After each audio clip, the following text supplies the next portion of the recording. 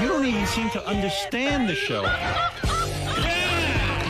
You just ruin everything. You gotta be funny in here. I can't wait for you guys to see this on Howard TV.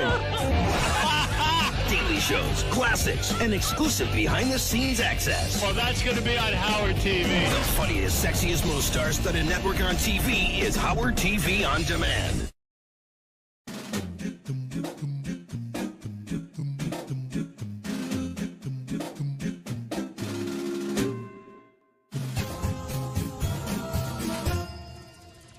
Hey Stern fans, welcome to Fine Time, the show where you, the fans, get the opportunity to ask questions and interact with your favorite Stern Show staffers, whack packers, and celebrity superfans. I'm your host, Rachel Fine. Now, my guest today is one of the hardest working executive producers in the history of radio. He's very well read and continuously improving his education. He is a proud former Marine who served our country in the First Gulf War, and he has run for city council. He is often a target of Ned's song parodies, and he was once arrested for a live on-air stunt in which a pig was slaughtered. He has a history in Muay Thai, meaning that he trained for a couple months and then did his first fight in which he was TKO'd in 39 seconds. Howard once called him one of the best in the business. Please welcome, from Bubba the Love Sponge Show, Brent Hatley. Thanks for joining us, friend. Hi, how are you? I'm good, how are you? Outstanding. It's good to see you. It's good to see you. It's an honor to be on your show. You guys do a great job. Thank you. I'm so happy to have you here. We had lots of questions come in, and I'm excited to ask. Sure. Fantastic. First one comes from @𝗏𝗏𝗿𝗏. @𝗏𝗏𝗿𝗏 asks, who are you endorsing for President of the U.S. and why? That's easy. Ron Paul. I've been a long-time Ron Paul supporter because he's the only one that is truly anti-war, because you don't really understand how brutal war is until you go. Yeah. Ron Paul was a surgeon during Vietnam, and I think he understands why he's anti-war and why he's not for interfering in other countries' business, number one. Number two, he wants to legalize marijuana. So what else do you want from a presidential candidate? I don't understand how he's not winning, but that's my endorsement, is Ron Paul. Excellent. Next question comes from @Cindy23. Cindy asks, has there ever been a moment on the show where you said to yourself, okay, we really screwed up this time and we will be in a lot of trouble? Yes. I think I kind of got that feeling the day when you talk about the hog incident. I kind of got the feeling that day. Matter of fact, I was the one that was outside, I was on the cell phone reporting it. And I didn't really, like, while I was in the moment, get that feeling, but afterwards, like, because we were in a big building with salespeople and human resources and like corporate America, and the reaction of some of the people in the building, I was like, this is going to be trouble. I didn't know it was going to be as much trouble, but I thought it was going to be some trouble. You felt it coming? Yeah. Do you regret it now, looking back? Of course, yeah. I don't think we should ever do that again. But on the brighter side, we were acquitted, and our show has never not been #1 since we did that. So it had some good upside to it as well, but we just wouldn't do it again. Gotcha. Next question comes from Martin W. Martin asks, have you ever considered a serious political run? Yes, I just ran for city council in the city of St. Petersburg in District 3, which is where I live. And in 3 years, I'm going to run again. And this first time was really, I knew I wasn't going to win. I was running against a longtime incumbent, but he's out, he's termed out, and it'll be an open seat in the next term. But I needed to run this last time just to get the feel of how the political process works. And I did learn. I learned a lot about how the political process works and how to get elected. So I think I will succeed when it's an open seat. And will you be running on the legalized marijuana ticket? Well, see, that's not in the purview of city council. If it was in the purview of city council, yeah, that would be my position. But my position right now is we have red light cameras in St. Pete, and you get a ticket before you get a chance to even, argue your case in front of a judge, and you don't get your Sixth Amendment right to cross-examine your accuser because it's a camera. So my thing would be getting rid of red light cameras. I think that's a step towards European socialism when you start putting cameras on every corner. So my big thing would be more freedom for everybody and no dogs chained up in the yard. I love it. That's one of the ordinances I would make is you cannot chain your dog to a tree in Florida outside and just leave it in the yard. I think the people need to vote for him. This is an excellent platform. Next question is from Angelo Valencias. He asks, what is the most bizarre setup you ever had to prepare for regarding an on-air bit? It'd have to be the rat milkshake. He's holding the rat by the tail and it's circling over the blender. This is a dead rat. This is as dead as it gets. I swear to God, this is bona fide, man. I swear to God, that is the nastiest rat I've ever seen. I swear to God, I am going to puke. Now they're going to blend it. I will puke. I swear to God, I'll puke. I had to go out. There's actually a place in Florida, believe it or not, called the Rat Farm. And I had to go see this redneck named 𝗦𝗵cie. Awesome. And what he would do is he gave me, you know, they farm so many rats, a certain amount of them just died just because. So he'd give me the rats that had just died of natural causes, and I'd have to go pick up the rats from the rat farm to come back to be able to do rat milkshakes on the air. So that's the most bizarre by far. Yeah. Amongst many bizarre things that we've done. That was the most bizarre for sure. That sounds like it. Next question is from Eric P. Eric asks, are you still into Brazilian Jiu-Jitsu? I love it. I would love to do it. I'm out of time. We do 2 shows a day. Plus I do a sports show every other week. And then every Friday I do a talk show on serial killers. So I'm really, really busy, and I wish I could train more. I may take some private lessons. Rob Kahn was talking to me about coming down and doing some private lessons a couple times a week. Right now, for those of you listening, Hoyce has Brent in a back triangle, and he's squeezing the life out of Brent. But I still love Brazilian Jiu-Jitsu. It's great exercise. It's a great lifestyle. It's a healthy lifestyle. That's what I like about it the most. Yeah.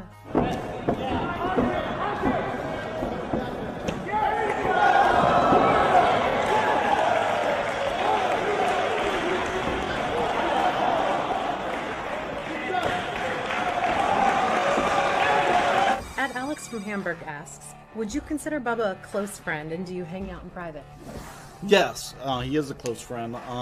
Since he bought his racetrack, I haven't been able to hang out with him much because it's a business, that racetrack. It's a good business because it's a good, you know, for what they pay for their entertainment dollar. They get a lot for it, but Bubba physically has to be there to run the races, so I don't see him as much as I used to. But, you know, if the racetrack makes him happy, which it really, really does, you can see that he's much happier now owning a racetrack. I think that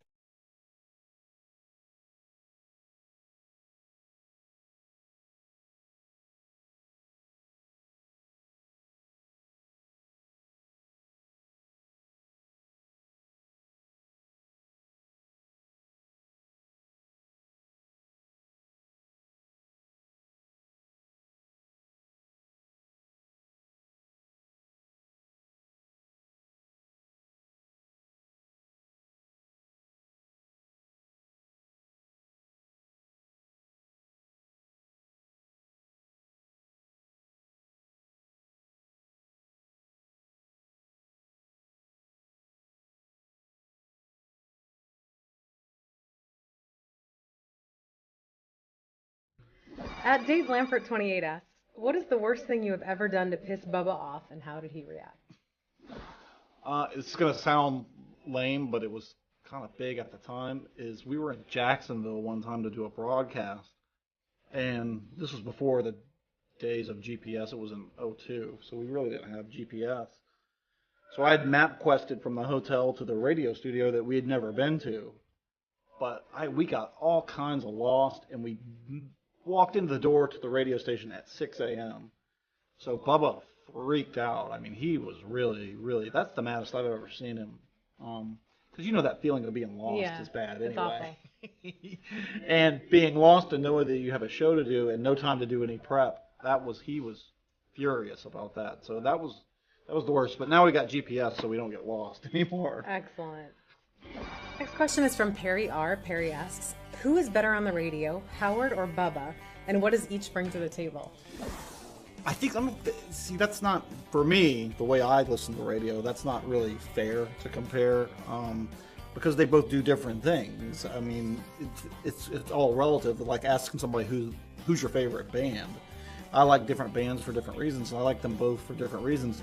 Howard is, these days, a lot more calm and paced and very deliberate. When I first started listening to Howard in the early 90s, he was all kinds of pissed off. And that's when I really became a fan of Howard, because he would just bring people in machine gun and just mow them down. 𝗵𝗻 I like on the air. I like on the air because you never quite know. Like sitting in the chair producing the show for the full 4 hours. Honestly, my stomach is in knots because I just don't know what he's gonna do. And that's the thing about 𝗵𝗻, is you just don't know where he's gonna go with something, and they're just different like that. Howard's very deliberate, and he kind of knows where he's gonna go with things, and 𝗵𝗻 is like a bull in a china shop. So they're different, and you can't really say one's better than the other. It's all relative, and I've got a lot of respect for Phil Hendry too. I mean, I'm a huge fan of his. But they all three do different things, and I think that just like music, you've got to appreciate each air personality for what they do. Absolutely. Next question comes from @Zuba. Zuba asks, if you had the chance to take over producing Howard's show, would you leave 𝗵𝗻? That's a tough question. It really is, because I got a lot of respect for Gary. Gary's a good friend of mine. I love Gary. I really do. And everybody that works at Howard Show does a great job, and they've all been fantastic, just great to me. That would, gosh, it would be tough for me to live in New York City. It would. We have a lot of room here in Florida, and 𝗵𝗻 kind of leaves me to be a little bit more autonomous. So I don't know. It would depend. 𝗵𝗻's been good to me, so it'd be hard to leave 𝗵𝗻 after he's been so loyal to me after all these years. But Howard's also been great to me as well. So I would do it if 𝗵𝗻 didn't have a show anymore. Fair enough. And Gary was not working there. Yeah, I would never take Gary's job. I'd never step on Gary's toes. Gary's a great guy. He really is. People give Gary a hard time, and I know it's fun to goof on Gary, but Gary, deep down, is awesome. I love Gary. Awesome. I want to thank Fred for taking the time to answer the questions that you, the fans, submitted. Keep sending your questions in. You can tweet them, you can Facebook them, you can email them, you can even send a video submission. Remember, this is your show, so don't screw it up. Until next time, I'm Rachel Fine, and I hope you had a fine time. I had a fine time with you, sir. Thank you. That was fantastic. It's enlightening.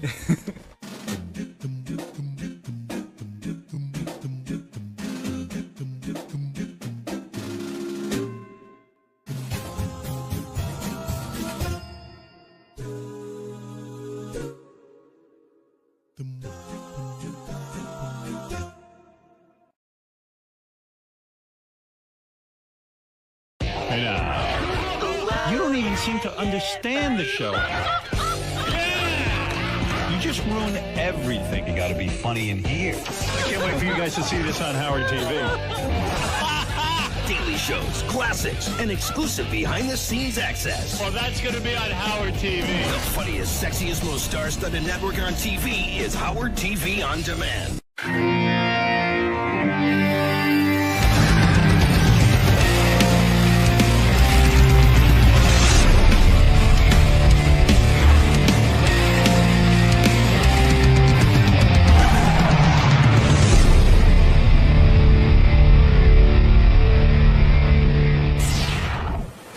Good morning, Richie. Morning, morning. Welcome back. Hey, great to be back, man. It's been a long time, baby. Yeah, it's been a number of years, I think.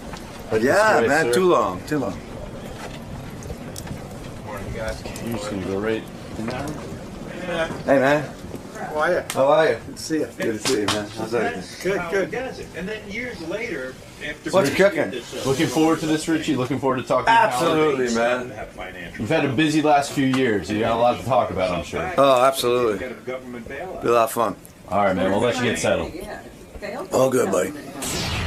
Richie Sambora, you know him from Bon Jovi, of course. I always thought that was weird that John's name got to be the band anyway. It could have just as easily been Sambora. Sambora's a good name for a band. You know what happened? When we were kids, it's like we really tried to find a name. Right. A different name. Right. And we couldn't.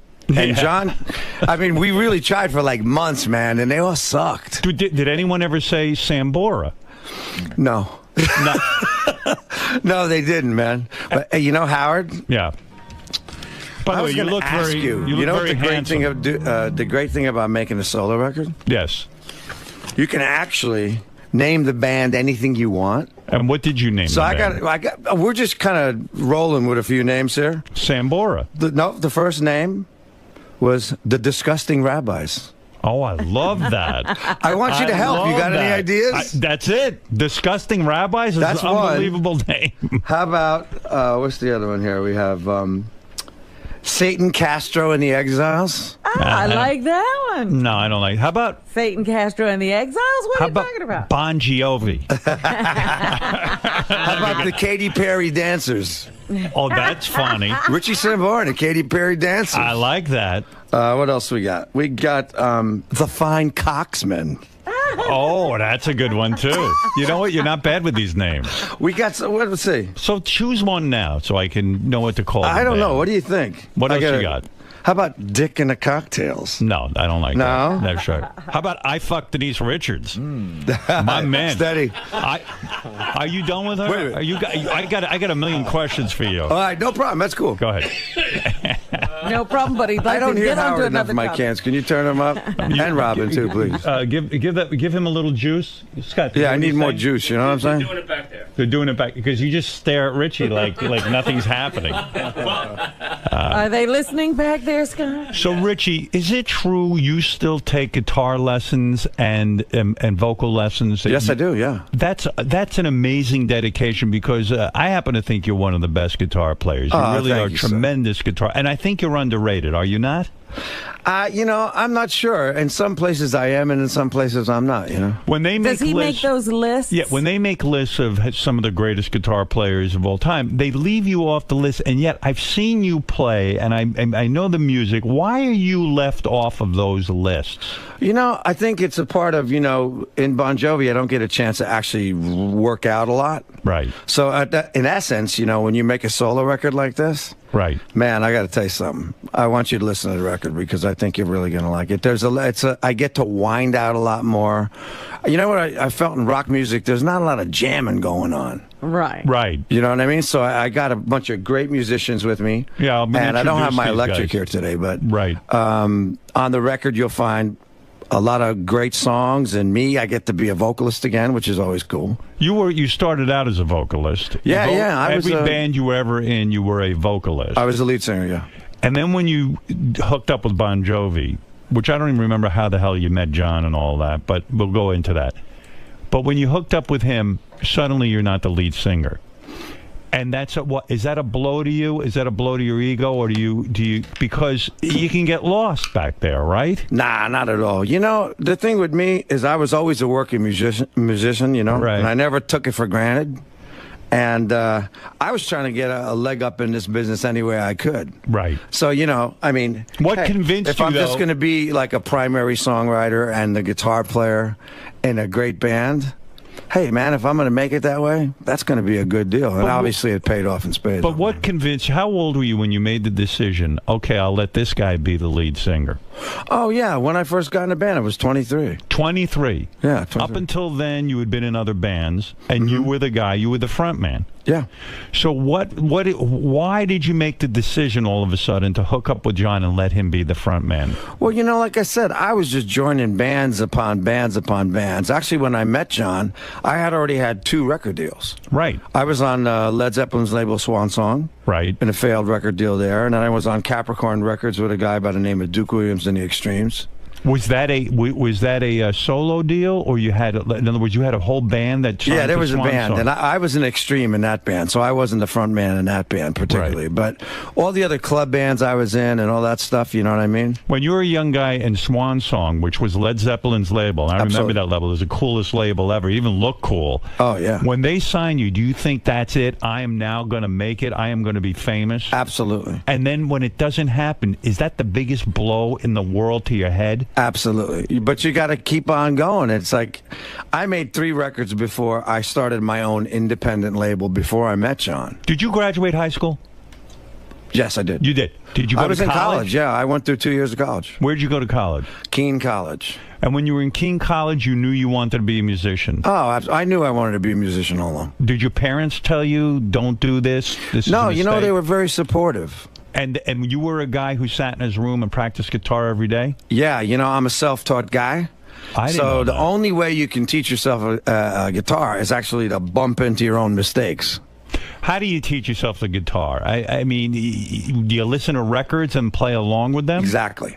And you emulate your heroes. Do you think that you're a genius in that you taught yourself how to play guitar? I mean, to me, that would seem impossible to get to the level you're at, to do that yourself.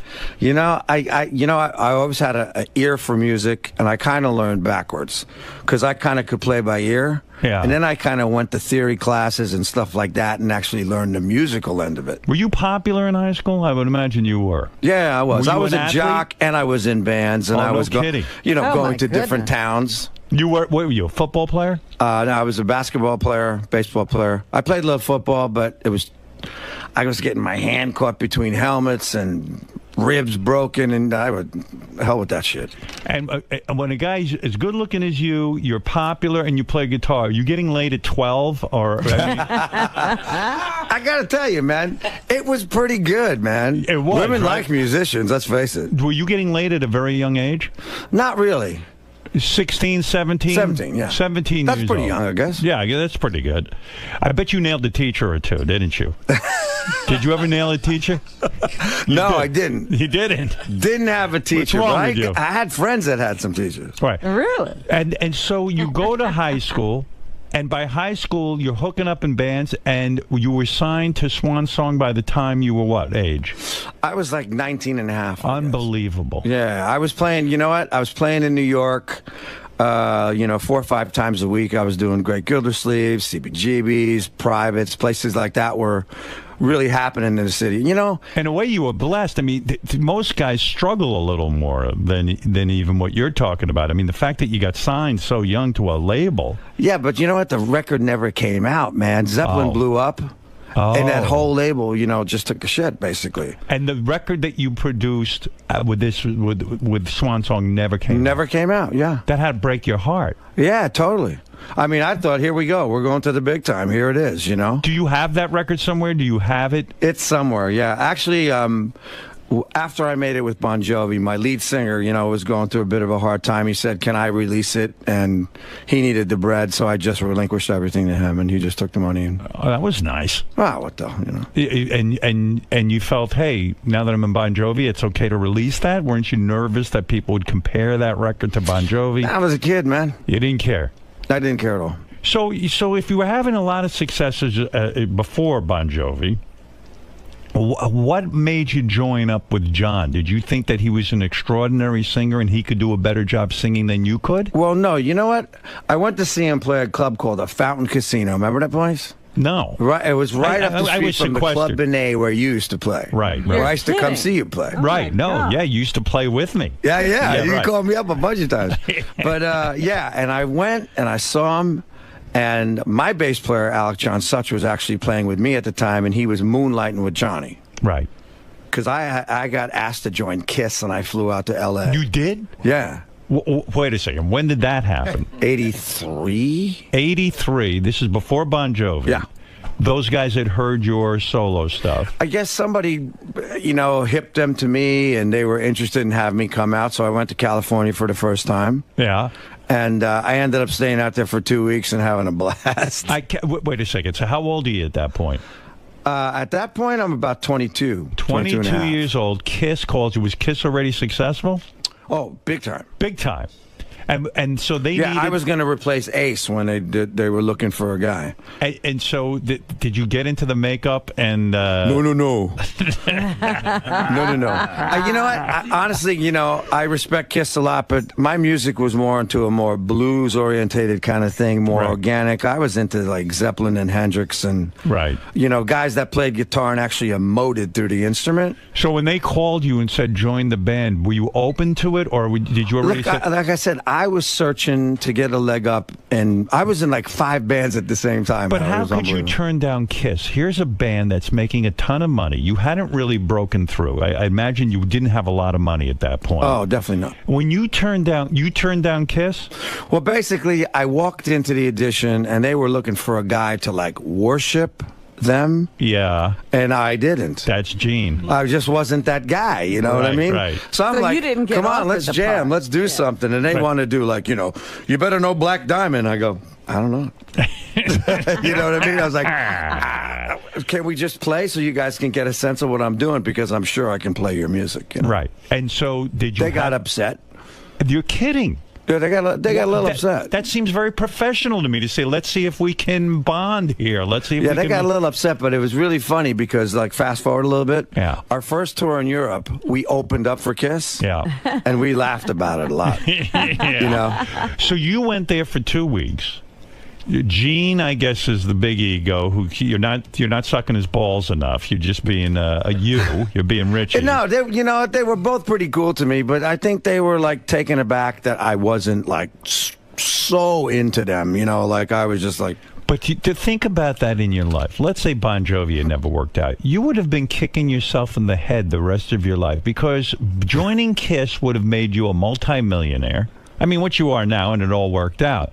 But it does take a lot of balls to turn down a band like Kiss and not sit there and suck their ass a little bit and get in the band you know what, and Howard, make a fortune. It didn't seem authentic to me for some reason. That's beautiful. But it's true, though. I swear to God, it just didn't about seem you. authentic to me, man. I was like... As an artist, I was moving in a different direction already. Yeah, wouldn't it have killed you to play music that you really didn't care about? You know, all the guys in your band right now are looking at you like, what the fuck is wrong with you? They would have taken the Kiss job. They take the Kiss job in 2 seconds. Like, man, you must be fucking maniac or something. Let me at those balls. So when you go out it was on Kiss's dime, you go out there for 2 weeks? Well, you know what happened? I was actually... I used to be jamming with Sylvester Stallone's brother, Frank. Oh, my. Sylvester Stallone's brother. No kidding. Frank. I used to, like, play with him so I was actually staying... At Frank's? I was, like, at Sly's house, actually. Wow. You know? And he wasn't there. Right. He might not even know that, so he's going to kick my ass when he hears about it. So do you tell girls, hey, this is my place, why don't you come on right. over? I took his pictures down and put mine up. And so you went out. But yeah, no, I was having a good time with some California girls out there, and I picked up a couple sessions. Right. So I decided to stay out there for a couple weeks. Right. When you say you picked up a couple of sessions, you mean you were a session musician. You would go out there and people would pay you to sit in with a band or whatever. Yeah. Guys I knew, you know, kind of hooked me up with some people, and I was lucky enough to stay out there, make a little bit of money so I could actually stay out there and get home. So when did you start taking guitar lessons? When you were in Bon Jovi? No, I was. My first guitar lesson was actually I was 52 years old. No kidding. And who can really teach you? I mean, there's a teacher say to you, "Look, Richie, what can I really teach you? You're holding your hands the wrong way." No, check this out. You know, why would they fuck with what you do? I walked into this my favorite vintage guitar shop in California, and this guy was playing with his back towards me, and he's playing acoustic guitar, but he sounds like 2 guys. What was he playing? Show me what he was playing at that point. Just some piece, you know, just acoustic piece. Right. But he sounded like 2 guys playing at the same time. Right. So I kind of walked around in front of him. I said, "What are you doing, man? Yeah. You got to teach me how to do this. This is like sick."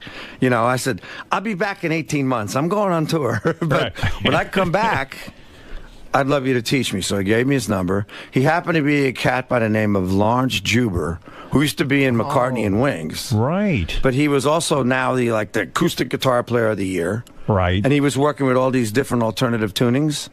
So I started to work on him with those. So, you know, now there's always more you could learn. That's the great thing about music. He wasn't opposed to teaching you and giving you his secrets, so to speak? No, not at all. Because I think it was more of a give and take. I also was teaching him a little bit. Right. And he was teaching me. When but you say honestly, guitar it lesson, was something that was alien to me and I never did before. But when you say guitar lesson, you have to pay him to teach you, right? Sure. Yeah. So what does the guy charge Richie Sambora for a guitar lesson? I mean, you know, Howard, if I see you, I don't even look. So it doesn't matter. I'm like this. Sign a check. Mr. Sambora, that'll be $50,000 for yeah, your no. lesson. It ain't like that, you know. Right. He's a good guy. So when you got into Bon Jovi, suddenly it's a new world for you. You're not the front man, you're not the lead singer. So now that you have an album out where you're singing lead, it feels good to you, right? You can show people what you can do. It's, you know, it's a whole different energy. You know, I give good band. Right. You know? And I always was a team player. Is this a band what I'm looking at? Are these guys in your band? Yeah, these guys are the guys I made the record with and in my band, yeah. Oh, no kidding. So, in other words, this is not something where you just hired some musicians for the day where they're going to play with you. No, you know, the excellent thing about this record, it happened so organically. And from the writing process up, and when we took it in this studio, we sounded like a band immediately. Right. And we just started to roll. And that's why I left all the jamming pieces on this record. You know, because, I mean, now people can get a chance to hear. I mean, like, you know, when we were kids, we were growing up with Zeppelin and Hendrix, and they were jamming on records. Right. So people would get to hear me play extended guitar solos. Did you go to John and say, I'm doing a solo album, and did you say to the rest of the Bon Jovi band, look, I'm going to go do this thing? Do you have to get permission in a sense? No, you just got to tell them, you know. We've always been supportive of our individual endeavors, you know. What is going on with Bon Jovi? Are they together? Dude. I've been a busy boy this year. Check this out. Right. At the end of this record, I started writing with John for the new Bon Jovi record. The new Bon Jovi record's done.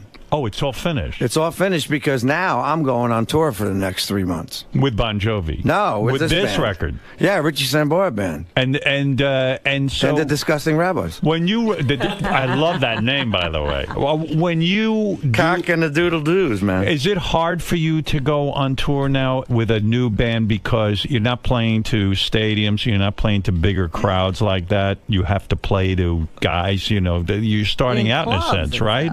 No, you know, I'm playing great theaters, man. You are. All over the world. We put the shows on sale, actually before the record came out in Europe. Right. And the tour sold out the first day in pre-sale. Oh, no kidding. Yeah, yeah. So, but it's not a stadium setup like when you play Bon Jovi. No, we're just playing cool theaters. But you enjoy that. Absolutely. No, that's great. You know, I mean, I don't take anything for granted. I mean, obviously, every time you walk out in front of a stadium stage, I mean, it blows your mind. I don't care no matter how many times you do it. If you take it for granted, you'd be an asshole. Let's face it. Do you think you are blessed? I mean, like live a charmed life. I mean, starting from high school, being an athlete, being able to play guitar, teaching yourself how to play guitar at a young age, getting into a super mega hit band like Bon Jovi. Absolutely. It's a blessed life, and then right? all the women. And then, oh yeah, I mean, my God. Oh, you know, I mean, it's funny. You go, you know, I'm a kid from Woodbridge, New Jersey. Right. And yesterday I went to see the Giants. I took the guys to see the Giants, and we walk in Giant Stadium, and I'm looking around, I'm going, man, I sold this mofo out like 4 times. Right. It still blows your mind. It's right? heavy, you know? It's heavy. You know, it's like guys like us, like me and you know? We actually did it. Right. It's pretty amazing when you've accomplished that. You sometimes, like, you pinch yourself because you know how many musicians who are great, like that guy from Wings who's teaching you, who haven't been able to break through and make it in the business. There's that it factor. And isn't it almost defeating to put out an album now because of the way the music business is? It's almost impossible to sell records because all music is exchanged for free almost. You're not going to make a lot of money with this record. Oh, absolutely not. It's not. I didn't do this for the money, you know? I mean, as an artist, you gotta keep fresh. You gotta do these things. Basically, it's like you excavate inside and bring out all this stuff. And this record is about a lot of my life experience. And how do you decide which song's going to go on a Bon Jovi album, which is going to be a solo? Oh, you know what? There's not even any choice. When I write a record for myself, I'm the mouthpiece. I'll write a different lyric than John's ever going to sing. Is it nice to be able to write a song on your own without John's interference? I mean, I'm sure... Is that what you call it? What is the process when you and John write a song? It's very, very simple. We sit down with an acoustic guitar and a piano and our 2 voices. We have a conversation about how we're feeling. You know, there's a big, big commonality between John and I. We grew up. Do you like each other?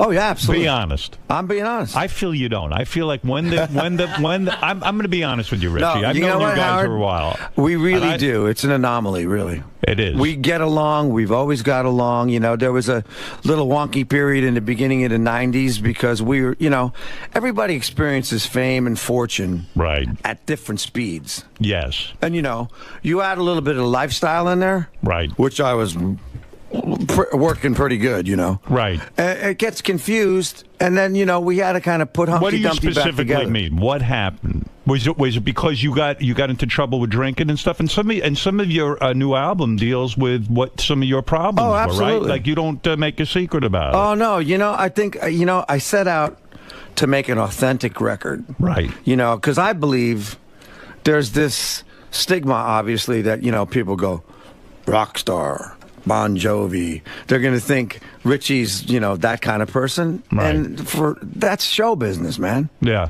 You know, this record was an artistic record where I decided, you know, it's like when you did your movie. Yes. You know, you put all your stuff out there. Right. To people, man, and it felt good to you, right? Yes. And you know what? Now, with my record, that's exactly what I'm doing. I mean, you wouldn't be the first rock star to have a problem with booze. I mean, everybody seems to go through some sort of drug-related thing, except for John, right? You know, yeah. You know what?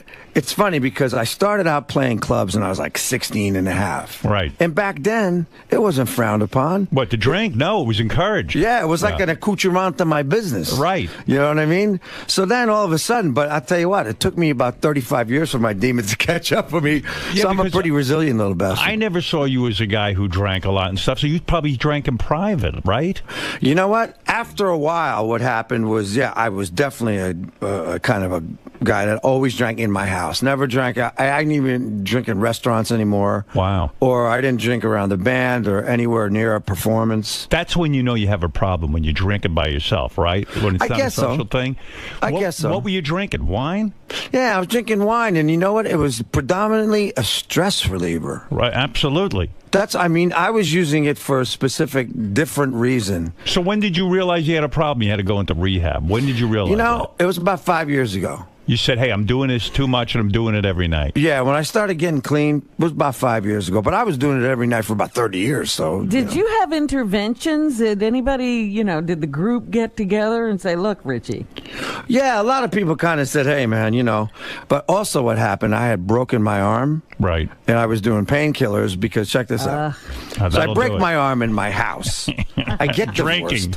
Right? You got from Heather. I got divorced from Heather. Right. Right? So I come home from one leg of the tour.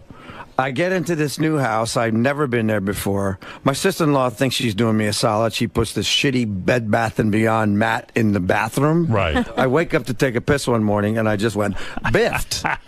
And my shoulder went right into the jacuzzi, and I broke my arm in 3 places. Oh, my God. 2 weeks later, I have to play like 24 stadiums. With a broken arm? With a broken arm. Wow. So I hired all these sports stocks, therapists, this, that, and the other thing. I said, there was $145 million on the table for this tour. Right. I said I wasn't going to leave it out there. Whatever I had to do, I was going to do it. So the painkillers got in there, too. Now, are you wearing a cast while you're... You can. It's a shoulder. Oh, it's a shoulder. Right. You can't really do anything to that. So these guys teach you how to sort of hold the guitar so you don't completely screw up. Well, you know what? Up. I started going crazy. I started making these little guitars. Right. Because I didn't have this kind of lateral motion. Yeah. But so one of my heroes was Albert Collins, a blues guy. Right. And he would hang his guitar off of this shoulder, and I found that I could play like this. Oh, wow. So, you know what? I was 95%. Nobody ever knew it, really. And so and to get through the pain, you start taking what, like OxyContin? Yeah, I took a lot of shit just to get through that tour, and it lasted about 6 months. And I was drinking because of the pain and getting through it profusely. And when you mix the drinking with the OxyContin, that's a fucking powerful cocktail. Very powerful Nothing better than that. Oh, and you know what? If you ask me if I remember those months, I would say absolutely not. But, wow. But you know what? I was a hero, got through the tour, and just like, you know, all the other substance in my life, I figured this one would just fall off. Right. No such luck. Yeah, I was very, very naive to it, Were you like, hey, this OxyContin is more addictive than anything ever? Anything. Like, in other words, you said, hey, now I'm done with the pain, I'll stop the OxyContin. And then when you go to stop, it actually hurts. Shaking like a leaf, man. Wow. And I'm an asshole. I think I got like Parkinson's. It's never the stuff, right? Couldn't be withdrawal. You know what I mean? Right. So I'm now, all freaking out. I don't know what's going on. So now do you have to go score OxyContin? Like, because now you can no longer get it? Doctor shopping? No. You know, all right. You know what I did? I just detoxed. I went in, I checked in, and I just detoxed for like 7 days, and I went right back on the road. Is it almost impossible to do it on your own? Because OxyContin, they say, is like hillbilly heroin. It's the most powerful. Well, you know, I think you could do it, but you got to do it under the supervision because guys like our age can have a stroke. Right. If you just cut it off. Was Limbaugh in the detox with you? He was right next door climbing the walls, yeah. I heard a rumor that Lindsay Lohan was in rehab with you at one point. Did you bang her in rehab? Or no interest? No. She was hot, man. Oh, yeah? She was hot. She was hot. Yeah, I talked to her for, I hung with her a little bit. but you didn't put the moves on her? No, she's too young. Too young for you? Yeah. What is your cutoff on age? I try to 10 years older than my daughter. Oh, good, yeah. That's always got to be. Isn't that a good rule?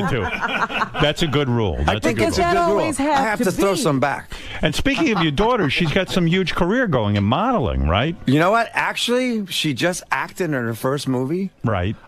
This is 40 with Judd Apatow and Megan Fox. And how did that go? And she killed it. You saw the movie? I haven't seen it yet, but I talked to those guys. She killed it. So she has a career. And it was improv. I was like, and she's 14 and a half. She's only 14? 14 and a half. Oh, I thought she looks like she's 20. Wait till I show you a picture. Wow. She's doing really, really great. I think she's about to sign with... Does she look like Heather, her mom? Yeah, she definitely does. Yeah, that's a good look. Yeah. That's a very good look. I'm in trouble, man. She has my gregarious personality. Yeah. And Heather's good looks. So. Boy. That's a bad combination. That's right.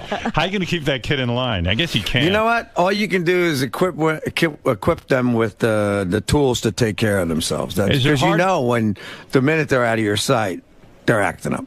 And so now you're clean and sober. It took you a couple of trips to rehab, right? Because when you get out, all of a sudden that OxyContin starts calling to you again, the drinking, right? No, you know what? That never even came back into play. I forgot about it very quickly. Just drinking. Yeah, it was a drinking thing. Did you think that you could take a couple of drinks and then deal with it? Of course you're going to try it. You always try that. And it don't work. It doesn't work. No. It increases. It never decreases. You know what? It just doesn't work, man. Just doesn't work. So, I got to be honest with you. I'm like healthier than I've been in my life. You look really good. You do. Thank you, brother. You don't deserve to look this good with all the shit you've been doing. Hey, we don't look When he our said age, he took his first guitar lesson at 52, I was like, well, how old are you? Yeah, right.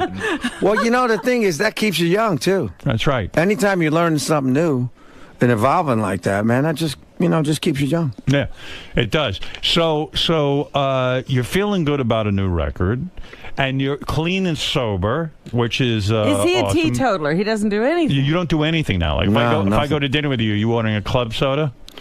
I'm doing like Perrier and lime, non-alcoholic beer. Oh, come on. That's awful. You'll have a few. We'll go out to dinner. I was listening to your show the other day about the Jewish men and they got to start drinking. Yeah.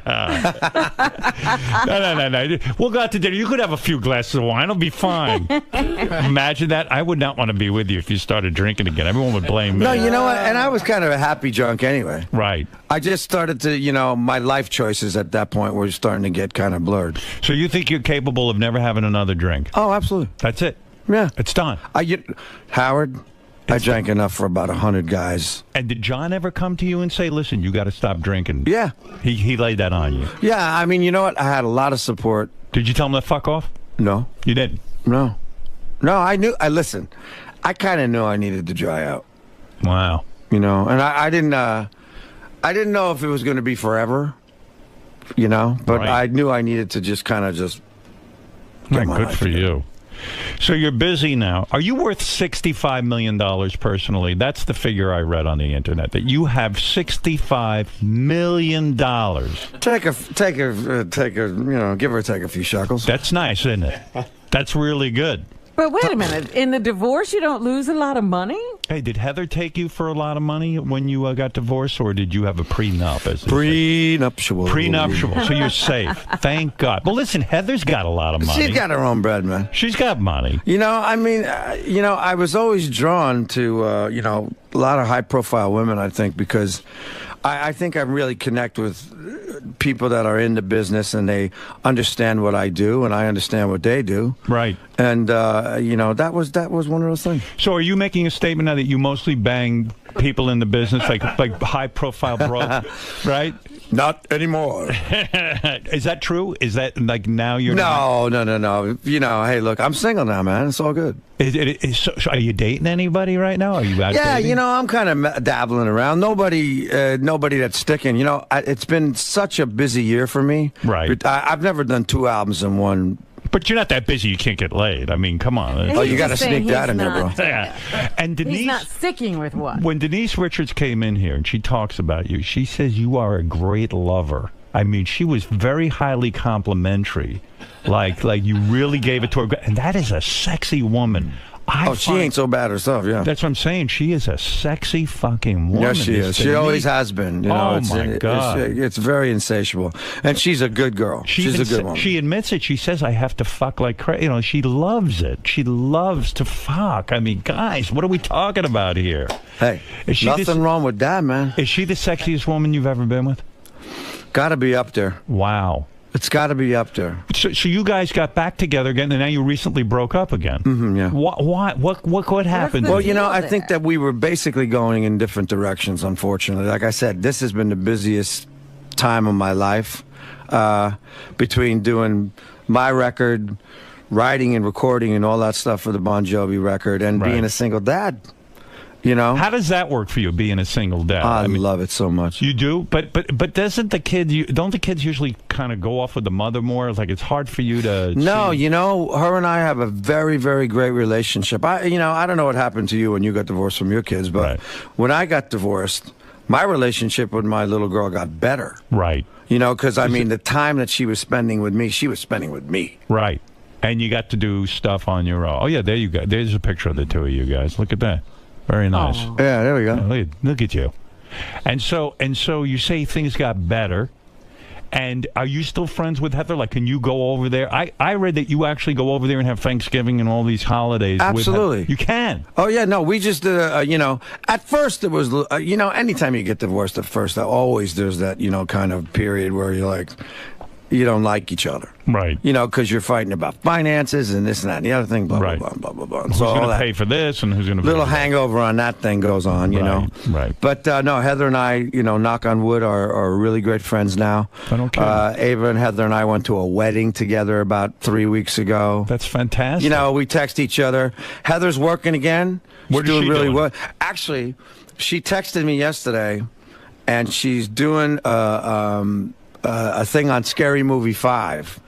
Oh, no kidding. Where she plays the mom of the Black Swan, and it's funny as shit, man. Have you ever gotten to the point, post-divorce, that you've had sex with Heather again since the divorce? Would the two of you ever go back there once in a while? I don't think so. You don't think so?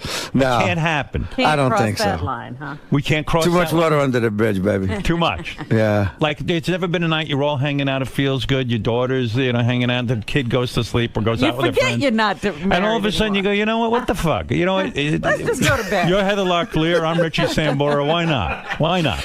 I can't say the thought hasn't crossed my mind. Right, why not? But no, you know what?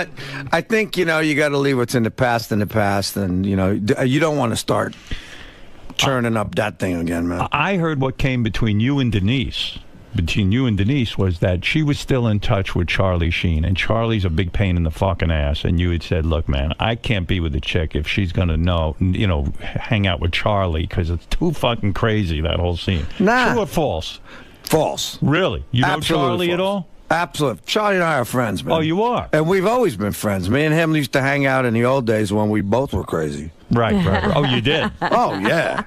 You could man, hang yeah, with he Charlie scared the hell out of me, man. I used to have to leave sometimes. You weren't that crazy. I wasn't as crazy as him. Yeah. He's crazy. Yeah, but you know what? He's a really good guy in a good way. Right. You know what I mean? If you hang out with him, He's a real man's man. You talk about sports, you know, you hang out. Were you ever in the home when he has all these women and the parties and the hookers and the goddesses? You know, I never was. I always used to go out with him. I would meet him somewhere. We'd go to some parties, you know, go out to dinner, things like that. And, you two must have been up to fucking shenanigans. Oh, it was fantastic. Unbelievable. Like the kind of shenanigans we did, you know, in the old days too. Yeah, well, me and you.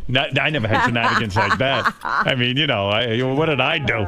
Nothing. Do you think Kiss is upset when they're listening this morning and they're going, man, we should have taken... No, I think they're quite well off. Yeah. Don't you They got more money than me, bro. Would you say that... Like a lot more money. Well, yeah, because they charge... They build caskets. Is there ever going to be a Bon Jovi casket? I doubt that. When you... I mean, I'm a whore, right. but not that big. They are the real whores of the business, right? It's unbelievably... They're not ashamed at all of taking every dime. No, they're shameless, man.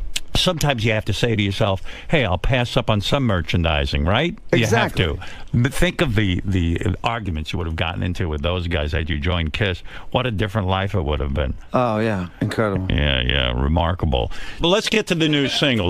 So this is very personal, this song to you. What song are you going to be doing for us? Here's a song called Every Road Leads Home, and it seems to be the impact track that everybody is kind of going towards these days. Right. But interestingly enough, you know, I decided to go with an independent label. Okay. Which is interesting because the business is changing, obviously. You know, obviously social media and downloading is really what's going on. Right. And I also wanted to make the record I wanted to make artistically. Right. And, you know, obviously there's going to be a commerciality in it, but there's a lot of jamming in this. So you're getting the acoustic version of this stuff, but people are reacting to this track. Now, some have interpreted this track, Every Road Leads Home. Home being Denise Richards' vagina. Oh, my God. That's true, Robin. Am I right, Richie, on that? Or is that a misconception? It was actually, it's actually me being on the road coming home to my daughter, actually. Oh, how boring. Yeah. I thought it was about Denise. You know. You got to tell me what she's like in bed. She's lovely. She talks up such a good fucking story here. What are you going to do, man? I mean, you know, she's hot. And she's a freak. She describes, she's blowing her, you know, she describes the whole thing. She loves anal. She loves anal, she told me. I just work here. I know. Are you into anal? I mean, giving it. All right. So this song that Richie's going to do. Giving, of course. Yes. All right. It hurts when they receive. Oh, my God. I mean, if you would write a song about how you manage to last when you're in bed with Denise Richards and I blow off right in 2 seconds, I would listen to that song. That's another song you should write. All right. Listen, Richie, so this song... Next time, before I write a song, Howard, I'm going to consult you first. Please do. So here's the song. Let's listen and see if we can understand what Richie's trying to say to us in this song. Yeah, no problem. It's called Every Road Leads Home to You. All right, dudes. Here we go.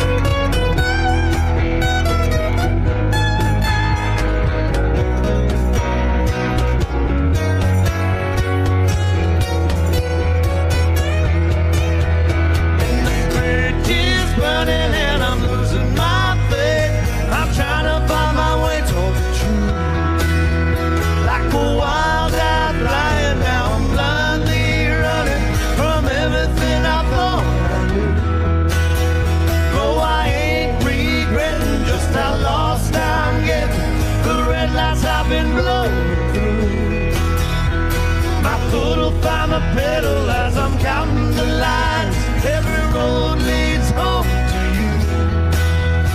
Every road leads home to you.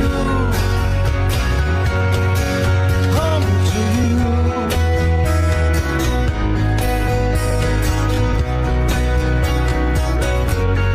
Home to you. Every road leads home to you.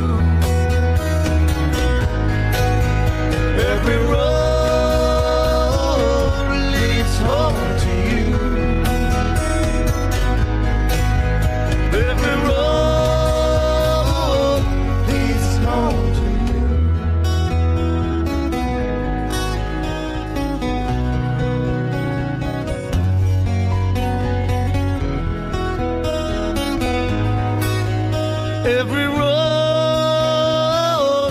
leads home to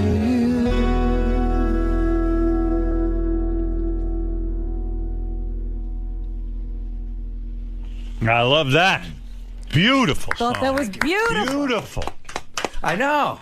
Right? Pretty good song, hey? Real good song. I liked it. I'm telling you, man. Thank you, Robin. I loved it. I loved it. Did you play that for your daughter? Oh, yeah. And did you say, honey, this is about you, or you just don't say anything? She loved it. She loved it. That's a beautiful thing for a father to write to his daughter, especially a divorced father, because Heather can't write a song for her. And you say, look, Daddy's better than Mommy, right? Well, you know, hey, there's that, you know, there's the thing between a father and a daughter, man. It's very special. That's a little deeper, right? Yeah, that's great, I tell you. But you know what? The thing about the song... I mean, what does Heather do? Heather goes out and buys her a sweater. You write a song for her. You know what I'm saying? I love that song. I love it. The thing about this song, you know, it's like this whole album is interesting, you know, because I write stuff about me and what's happening in my life, and I realize that it's everybody's stuff. It's actually universal. I mean, I think I've always been good about that, and I've always been good like that. I mean, even living on a prayer. Like I said, you know, it kind of was about us struggling, doing our thing, getting out of New Jersey and trying to make ends meet. But it became everybody's song. And I think that a lot of this record, I think people are going to relate to a lot, because it's an authentic human record. And it's got a lot of fire to it. And if you listen to the lyrics, I think they're good stories. Is there anybody you like out there now? Any young kids coming up? Or are you just totally disillusioned with... Man, you know, no. Being from an independent label, man, I listen to a lot of new stuff that's really obscure, like in Silver Sun Pickups and Fits into Tantrums. And you My Morning Jacket is really good, I was listening to. You still walk around and you put on headphones and listen to music and try to sort of see what everyone's up to? Oh, you know, I am a avid record buyer. I buy at least 3 records a week. Who's your favorite guitar player? Who is your hero guitar-wise? I had a bunch, man. I had, you know, Jimmy Page, Jimi Hendrix. Right. All the classics. Jeff Beck, Eric Clapton, who played on my first solo album. That's right. You know? Yeah, that's pretty amazing, Jimmy has come up, and I became like friends with my heroes, man. I hang out with Jimmy Page now. It's like serious. Do you? Where do you hang out at his castle? In London, man. He's got an apartment in London. And you hang out. What's that like? Are you tongue-tied around this guy? Like, I mean, you know, he makes it so you're not. He's such a gent. Do you go over there and play guitars, or do you sometimes? Just... Yeah, I was going to say. What do you talk about? He came up and jammed with me a couple times, and I'm actually going to come ask him if he wants to come to London and play. Does he have 3D TV? He must, right? I mean, you know, we do when we hang out. Yeah, what do you do? Because we go to concerts, right, and go out to dinner. Just the 2 of us. And do people freak out when you guys show up together? It's kind of cool, man. Chicks are flying around, I'll tell you that. Is he still getting laid? I mean, is he doing his thing? Definitely. Definitely. Yeah, man. He's a stud. He looks great. He's feeling great. Jimmy Page, man. Look at you hanging out with this heavy? guy. I never think, who the hell does Jimmy Page hang out with? I never knew it was that you. with Richie. Yeah, man. I'm not good at hanging out with people. You were good at hanging out with me when I was living in New York. We had a good time. Like we take me over to Jimmy Page's apartment. Let's see what goes down. I'll fuck with that guy. Listen to music, play a little guitar. You know what I mean? Just you know, that's well, what are you going to do while they're listening to music and play guitar? I'm gonna get one of those drums. What was that called again? Cajon. A cajon. I'm gonna get a cajon now. Okay. I love that. It sounded great, by the way. You guys sound great together. Look, I could talk to you all day, but. I'll let you out of here. 𝗦𝗫cie 𝗵𝗿𝗱's new album, Aftermath of the Lowdown. I don't know what that means. It doesn't matter, really. You want me to tell you? What does it mean? Okay.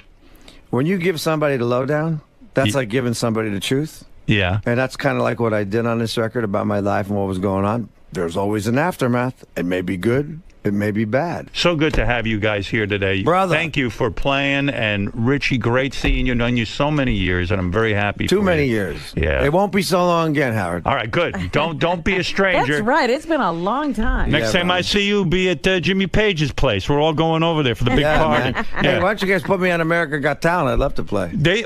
Would you? Yeah. The fucking show's over, but next season. Bad, man. Green Day had a bunch of cool people on it. Yeah. Where were you? Who knew? I don't know. Where was I? Do you ever go over to John's house for those Obama get-togethers, or those fundraisers? I haven't been yet. With Al Gore. I haven't been over there. You haven't gotten political yet? Well, you know, I campaigned for Clinton. Yeah. And I campaigned for Al. Right. And, John's got the Obama thing kind of locked up. When he wants me to play, I'll probably go. Right. You'll be there. Absolutely. All right. Listen, boys, thank you for doing this today. Very special morning because of your music. Yeah. Thank you. I could have done another hour with you guys. That sounded good. It sounded really good. Really good. Excellent. No, thank you. So great to see you, man. You look great. Dude. And you sounded great. Oh, bro. It's a really good song. Hey, can I turn you into a record? Yeah.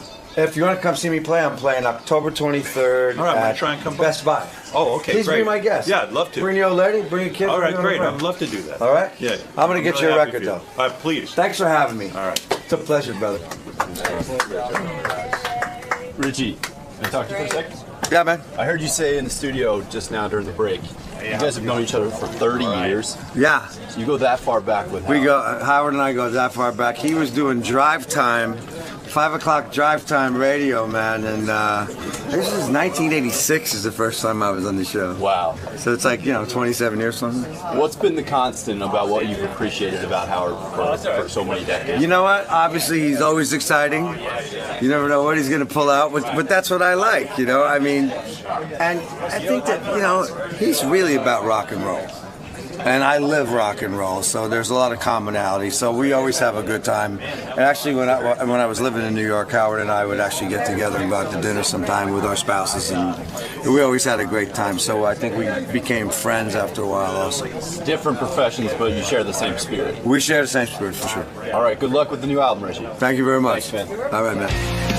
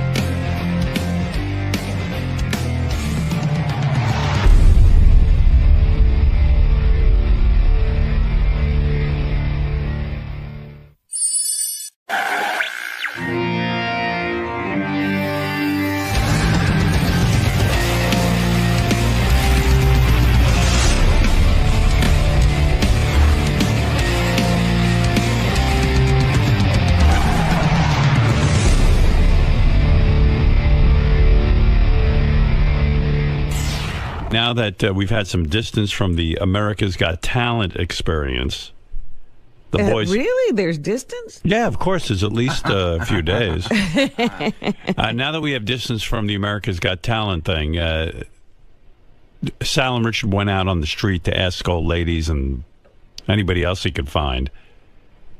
Oh, what they, he kind of tried to ID people who look like they might hate me. Uh-huh.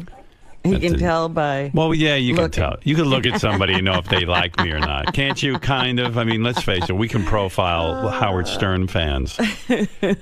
So he wanted to see if I had won anyone over. How did you think Howard Stern did this year on America's Got Talent as a judge? I was surprised that he was pretty good. Did he win you over? No. I no care for Howard. Would you like to see him come back next year, or would you like to see him replaced? Replace him with an entertainer. So he didn't win you over at all? No. Hey, I'm an entertainer. I mean, maybe she you did say you were pretty good. Yeah, but she didn't like me anyway. You can't have the job because she doesn't like you. She didn't like anybody, I think, if I remember this one correctly. No. No. One bit. No, not really. But you still think you did good, though? Yeah, you did good, but it's time for somebody else. Good, but not good enough? Yeah. Your opinion? How do you think Howard did this year as a judge? I was quite surprised, and I really enjoyed him. I did enjoy him. It's fine if he comes back. Who do you think is a better judge on TV, Howard Stern or Britney Spears? Oh, I'll go with Howard. I don't like Britney either. I would say they're kind of equal. They were both crazy, so now they're both coming around. How about Howard Stern or Simon Cowell? Who do you think would be a better judge? I'll take Simon, because he's obnoxious. I kind of like Howard over Simon. Yes. How about Howard Stern or Judge Judy? Oh, please. That big mouth. I get it. Which one? Judge Judy.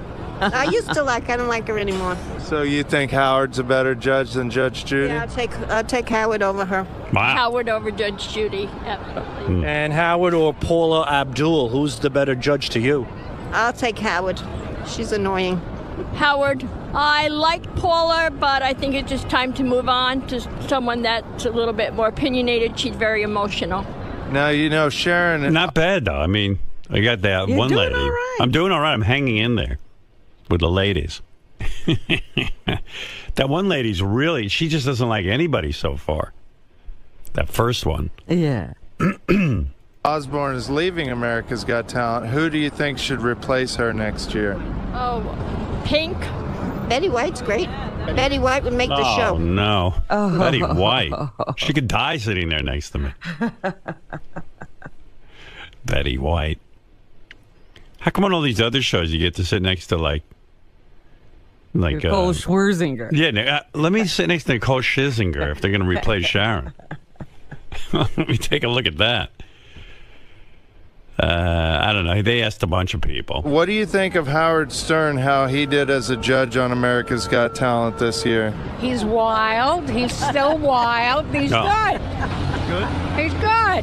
Who do you think will be a better judge, Howard or Britney Spears on the X Factor? Howard. Why? Because I don't like her.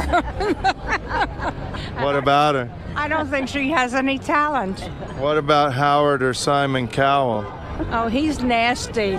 Simon Cowell is sort of kind of nasty, so Howard is a little nasty too, but okay. I would prefer Howard, yes. You see? Even to Simon, huh? Even to Simon himself. I'm moving up there. Maybe it's a good time to leave America's Got Talent. I don't think I can, Go out on top. Go out on top. You should see me at home wrestling with myself as I try to make my decision. Really? Yeah, well, What are you doing? Have you made a list of the pros and the cons? Well, I kept a folder all year of, everything. Really, I did. Uh-huh. Like the schedules and everything, so I could look at it and review it as I make my decision. You just can't feel whether you enjoyed it and want to continue. Can I tell you what I'm feeling? Okay. All right, I can feel. The way I'm looking at it is... I don't need a drum, but okay, if you want. The way I'm looking at it is, I enjoyed the show. I liked being on a network television show. I like doing something different out of my comfort zone. The actual working with Howie, Sharon, and Nick, I liked. I like the idea of the show itself. You know that. I'm a fan of the show. I like all the variety rather than just the singing. Uh-huh. But the singing's cool, too. And so all of that was pretty cool. I like that. And what I didn't like is that, I had sort of reorganized our schedules so that we could have more time off. And even our listeners were saying, hey, you take too much time off. But meanwhile, it didn't feel like I had any time off. Because every single vacation we had, I went to work. But I was working on America's Got Talent. Well, I think it's interesting that you took extra work and are shocked that it meant eating into your time off. Well, I knew that, but I didn't think it would be that much time because they had convinced me that it was only 30 days of work. But that's not true because it's like you got to get to these places. There's a whole buildup. You got to be here. It's not like the day I would do America's Got Talent, I had to go run around. Like I didn't get to go have a normal day. I would sit around and wait for America's Got Talent. Yeah, and you didn't want to do too much because you got to be on your game, the whole thing. So that's the part I don't like, our schedule, because if we weren't on in the morning, it'd be one thing. But I was up at 4 in the morning, and if I had to go do a taping tonight or something, it wrecks me. So that's where I'm at. But then I keep thinking to myself, well, you know what? I built something this year. I started with the show, built a following with it. How can I leave now? And wasn't it fun? It was. I mean, some days it was. And some days it was like kind of a drag. But, but mostly fun. You always look like you were having fun. Well, hey, that's my gift. I look like the life of the party. Mr. Mundt. Yes. Aside from Beth, many would argue that you spend the most time by Howard's side. At AGT? Well, in general, between the show and now after his first year in AGT. I mean, you were with him every step of the way, pretty much. Having this type of inside access, knowledge, conversation, what's your prediction for another season, for a return to America's Got Talent? What do you think is going to happen? It's hard to say because the schedule was pretty grueling. Right, and no one... For him. Right, and you see that firsthand every day, every morning. Yeah, and the mornings that he come to the radio station, the weeks that we had to go away and travel for auditions to different cities, it was a lot. It was a lot on him. It was a lot on everybody who was involved, So I don't know. I don't know what's going to be, and I'm sure it's not all about whether the scheduling is. I'm sure it's got to do with all kinds of different things, whether he goes back or not. It's just not one thing to decide whether he goes back or not, I'm sure. But on the grueling schedule factor alone, what does that tell you in your mind? If you had a gun to your head. Well, I know he loves doing it. I know he loves being the judge thing, and I don't know. I would say if I was to be asked percentage-wise, I would say 75-25 that he's going to do it. Thank you, Mr. Mundt. Thank you. You're welcome. Seriously, thank you. You're welcome. You're welcome. Gary, I just spoke with Ronnie Mundt about the possibility of Howard returning for a second season of America's Got Talent. Other than him, I mean, you spend the most time with Howard and you see the effects of this show and the toll it takes on him the most. What's your prediction? I'm on the fence. Not being politically correct. It's just, I saw him be very tired at the end of the season. If it were in the middle of the season, I would have said, yeah, I'll probably resign for another year. By the end, he seemed exhausted, and I know he enjoyed himself, but I also think he might have wondered whether it was worth it or not. If you had to quantify, in a percentage, would you say 50-50? 50-50. I think we're going to be speaking to Bam Margera in about 5 minutes. About his home invasion? Yeah, his home got invaded, and some chick started making out with him in his sleep, and then started... Was naked. She was naked. Naked and then fingering herself on the floor, but he called the police. While he called the police. That turned her on. He's calling 911. Oh, my God, I have to touch myself. She masturbated while he called police. Robin's right. He turned her on with that. Oh, wait, here's Bam. We got to hear what's happening. All right. It's crazy, huh, Bam? What up? I've seen a lot of bizarre things before, but this by far tops it big time, and I honestly never thought I'd be so scared of like a 24-year-old naked chick in my room. Wow. You know, it's crazy, too, because I was thinking about you, because you're on Jackass, and I've seen you do outrageous things. I mean, like, you guys will, smack each other in the head, you'll beat each other, you'll break bones, and the one thing that freaked you out was this naked chick. Well, I mean, the thing is that, first of all, she wasn't forming any sentences right. Like, she wasn't making any sense at all, and like she was saying things like, the owl sent me from Jupiter when I asked who she was. And you don't think that's hot? I thought that she was capable of getting a knife from the kitchen and either stabbing me or my girlfriend. Do you think someone from Jackass was playing a prank on you? Like did that thought occur to you that maybe the guy set this up? Where's the camera? Actually,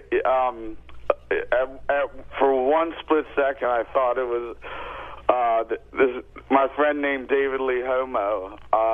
He does appearances for me, and he was staying at my house at the time. So I thought that it was him playing a prank, like laying naked in my bed, like as a joke. But yeah, because you know a lot of guys. Like, who was that guy you used to hang around with? The really crazy.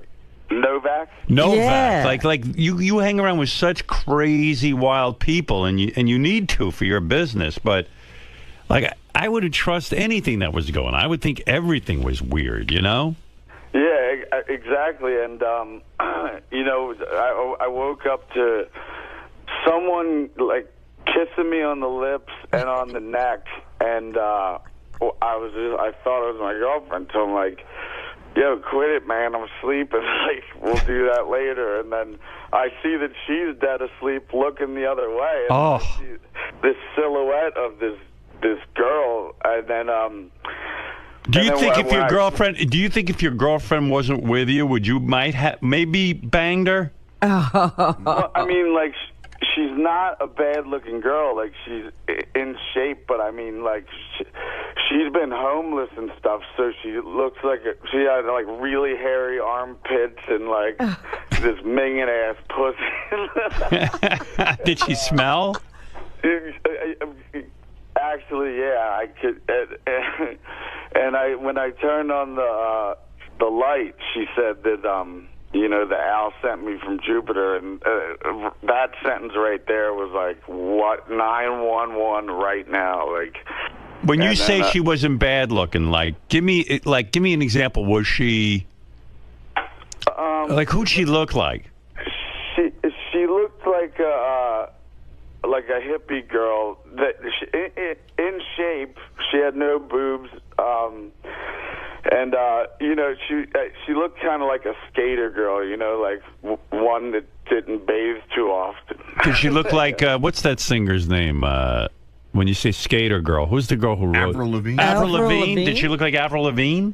Oh, no, she's drop dead gorgeous now, but yeah, because if it was Avril Lavigne, I'd bang her. I don't care if she has a what did you call her, pussy? The owl from Jupiter would have been fine. A fine sentence. Is that what you said? An owl from Jupiter sent me? Yeah, and then there's no owls on Jupiter, Robin. And another thing is that when she was kissing me on the lips, the very next day I get this minging ass cold sore on my lip. So I'm like, this bitch just gave me fucking herpes, or else I have a major stress blister from all this. No, that sounds like she gave you something. All right, so let's take me through this. This girl, had you been contacted by her before? I knew of this girl who came from Florida somewhere, who left her husband to come. She knocked on my mom's door from like with all of her bags packed and said, "I'm here to marry Bam and move in." Yeah, that's all you need is another wife. You just got rid of one. Well, my mom was like, "Oh, well, at the moment he's a little busy in that category." That happened like almost a year ago, and then so my mom called the cops, and they took her to a homeless shelter because she had nowhere to go. Right. And then so people around Westchester see her walking around, and she's pretty much known as Bam's Florida Stalker. Right. You know, so I never knew what she looked like. I just heard the stories. Are you allowed to call the police at that point? I guess not, because she really hasn't done anything wrong. Yeah, at that point, yeah. But So my girlfriend takes her down as I'm on the phone with 911, and she's telling her all kinds of complete nonsense, like nothing that she said made any sense. She would say, like, my parents invented goats and trailers. And then, but wait a second. So the woman had been around town for like a year. She'd even gone to your mom's house. You put her in a homeless shelter, blah, blah, blah, blah, blah. Yeah. So, like, how did she, like, so she must have broken into your house that night. Yeah. And like, you don't have any kind of alarm or anything like that. You don't live that lifestyle. Well, I have 9 camera angles, but I mean, like, I have 14 acres and the whole place is fenced off. It's a 10-foot fence that you have to, like, climb. It's hard to do, especially when you're naked, Right. How did she get in? Do you know? Yeah, I mean, you have videotape. How did she get in? I believe there's one part of the property where you can walk through the woods, but it's all marsh. So you're up to like a foot of mud if you want to do it that way. And it's pitch black. You can't see anything. Like, even I wouldn't be able to figure it out, and I live here. I mean, this is a weird question, but is there any chance this girl would make a good judge on America's Got Talent if Sharon leaves? Because she sounds great. So wait, so you're saying somehow she negotiated the woods in the nude because did your cameras pick up the fact that she was nude when she broke in? Actually, the guy who knows the password to check the footage is on a vacation, and I can't get a hold of him to look at it yet. Yeah, we got to get a hold of that. Yeah, we got to find out how she got in. And will you release that video when you get it? Yeah, and so when she figured out that I called the cops, 10 police officers, state troopers show up, and she's still rambling on about, like, the Agonist from Montreal, which is a pretty good death metal band that I like sent me from Galaxy 5000, like just making up anything. And so when she saw the police cars coming in, she just ran into the woods naked, and she absolutely had no clothes. And apparently people from Westchester who see her walking around know that she has a BMX bike. So I think that she drove from Westchester, which is 7 miles naked, to get here. How do you know she didn't like have clothes on and then get naked when she got in your house? Yeah, she might have walked through the mud. We tore this place apart, and we couldn't find anything, and she didn't even know where her clothes was. She, like, either she's completely mentally ill or she was on, like, loads of acid or something. Well, let me get this straight. So, okay, so that night, so she somehow gets in. And by the way, who's your new girlfriend? Is she super hot like the ex-wife? Ex-wife, yeah. Yeah, big time. She's from San Francisco. She looks like Angelina Jolie, but she's in the itty-bitty titty committee. She has no boobs. Your girlfriend? Yeah. Yeah, well, you got to bring her in here one time. Fair enough. Yeah, I mean, we need to look her over if she looks like Angelina Jolie. Yeah. That's hot. So, where'd you meet that one? Actually at a 𝗦𝗁𝗲 concert in Petaluma, which is right near San Francisco, and she was in, like, the front row, and we kept making eye contact, so finally I just brought her up there, and then we just connected real well, and then been keeping in touch ever since. But how old a girl is this? She's 26. Perfect. Nice. Yeah. So, okay, 27 now. You moved her in, I guess, huh? Yeah. Why not? Oh, there she is. Yeah, she does look like Angelina Jolie. Oh, my goodness, she absolutely does. Yeah, a little bit Mila Kunis, too. Yeah, I can see that. Yeah, hey, man, that's fine. I'd move her right in, too. How long did it take you to make that decision to move her in? Well, we would see each other on and off when I would fly to L.A. to film Jackass or something like that. But, you know, after a little while, it's just like, all right, you're moving in. in. Yeah, you don't want to leave her laying around somewhere. You know what I mean? So anyway, so she's asleep. You're laying in bed. Suddenly, you feel someone making out with you. You think it's your girlfriend. This broad kisses you, and meanwhile, just from one kiss, you're saying you got a cold sore. That's unfucking believable. Yeah, like. Who knows how long she was kissing you? Because you know she might have been. And who knows how long she was standing there staring at it. Right. Oh, it's so creepy. That's creepy. Oh yeah. my God. And so then when you finally stirred, you realized it wasn't your girlfriend because you looked over and you saw your girlfriend sleeping. Yeah. It's like, oh my. I mean, that's got your heart's got to be pounding a mile a minute. Yeah, it's like especially when it's like dark and you can't really see. Like all I could see is a silhouette of a naked chick that I'd never recognized before. Wow. And it gets even better because you know, I said she's known as the Florida Stalker. Well, a few of my friends do a radio show at a bar in town that she happened to show up to at the time. So they're like, we want to interview you right now. And this was about 2 to 3 months ago. And they say, so you came here from Florida to marry Bam, and where are you even living right now? And she said, I live in a tree fort, you know, and they just thought she was nuts. Well, tree fort. Well, when the police came here, they searched my entire property for almost 7 hours, and finally they find her in my treetop casino. So she did this interview 3 months ago, which means she's been fucking living at my house without anybody knowing it. What's a treetop casino?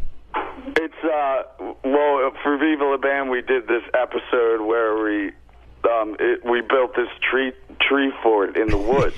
So I hardly ever go down there. Right. And nobody really does. But she's been sneaking in and living there. But you call it the Tree Fort Casino because what, you guys would play cards and stuff there? Yeah, exactly. Yeah. Oh, cool. I'd like to build one of those, actually. And never go to it. Yeah, I mean, a naked woman living in it. No naked women in my Tree Fort Casino. But you know, like every guy's probably thinking, hey, that's kind of cool, but it's not, man, because that's scary. I mean, she could have cut your dick off or something. You don't know what she could have done. Yeah, I mean... the most bizarre thing was just the fact that, you know, she's not, her sentences aren't making it, you know, she would just say words. It was scary. So do you think that, so she's in police custody right now, right? Yeah, and you know, I feel bad for her because, you know, like they gave her like sexual assault charges, stalking, trespassing, breaking and entering, robbery, like all this. Well, how can you rob anything with your butt ass naked? But they pretty much gave her. Yeah, but dude, you got it. Listen, don't say you feel bad for her because this is a chick who's not going to give up. That's number one. Like, look at Letterman. He used to have some situation like that. That chick was not giving up under any circumstance. If what the cops are trying to do is make enough charges, because, you know, in our system, the cops charge you with a bunch of stuff, and then it gets all knocked down. So you want her to be in jail for a while, at least just to fucking straighten her out a little. Yeah, have her sentences straightened out? Like, to get help. Like, I'd rather just have her get help. Like, who's going to help her? Dr. There may Phil? not be any help. I don't want to press charges or anything. No, I just dude. want her to get help or leave me alone or something. Dude, listen to me. Listen to me, Bam. You respect me, right? Yeah, big time. Okay. You've got to press charges. You have got to. Listen to me. If you don't, then this chick's going to be out. Yeah. You've got to, man, and she'll be back at the tree fort. I mean, as crazy as your life is, and how cool, you know, like you're one of those guys. Like, hey, man, everything's cool. This isn't cool.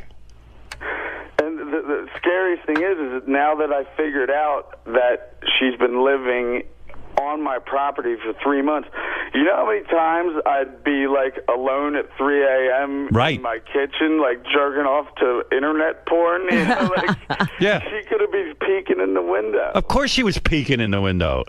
She's got video of you jerking off. Have her sentences straightened out since She's been, in jail for a little while. Yeah, what's the report? Like, is she starting to talk normal, or is she still? You know what?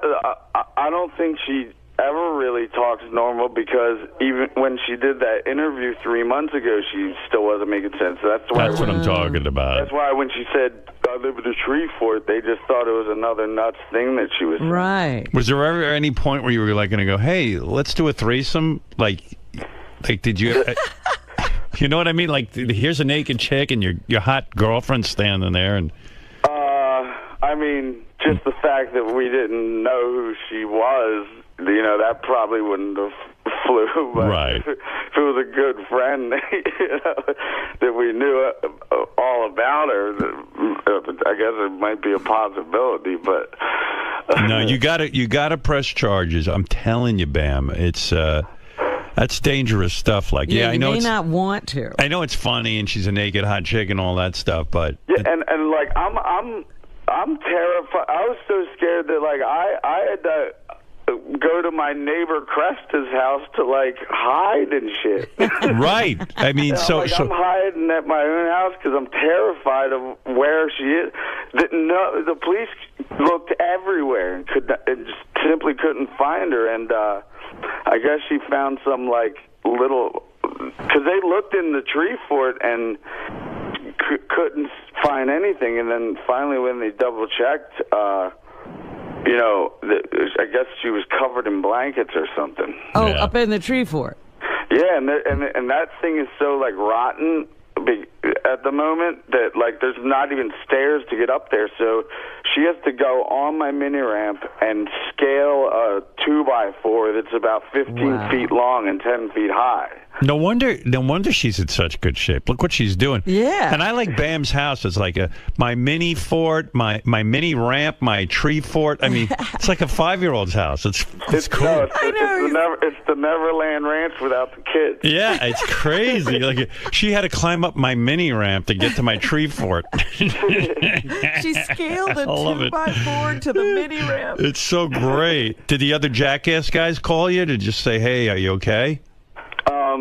Yeah, I mean, I got just tons of text messages, just like, just when I think that your life can't get any crazier, or something like that.